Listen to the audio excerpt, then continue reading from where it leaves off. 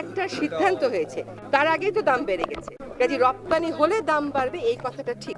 ইলিশ কিন্তু ভারতে উপহার হিসেবে যাচ্ছে না, এটা রপ্তানি করা হবে এবং রপ্তানির টাকাটা বাংলাদেশ সরকার পাবে। সেটা খুব ছোট করে দেখার মতো টাকা। আর দ্বিতীয় বিষয় হচ্ছে যে বাংলাদেশ থেকে ইলিশ চলে গেলে এখনো তো যায়নি, গেছে, খালি একটা সিদ্ধান্ত হয়েছে তার আগেই তো দাম বেড়ে গেছে। কাজে রপ্তানি হলে দাম বাড়বে এই কথাটা ঠিক।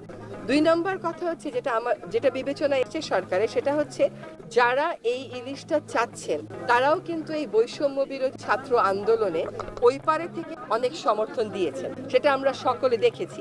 কাজেই আমরা খুব সহজ কতগুলো কথা বলে ফেলি, কিন্তু আপনি যে প্রশ্নটা করেছেন আমার কাছে হিসাবগুলো আছে, আমি আপনাকে দিয়ে দিব, আপনি দেখে নেবেন।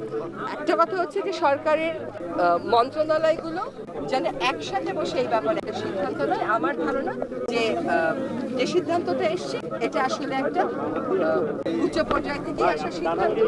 এটা হচ্ছে আমরা সবসময় মনে রাখতে হবে যে আমাদের প্রতিবেশীর সাথে অনেক বিষয়ে আমাদেরকে আলাপ আলোচনা করতে হবে। আমরা সেই আলোচনার দ্বারটা ছোট ছোট বিষয়ে বন্ধ হয়ে যাক, এটা চাই।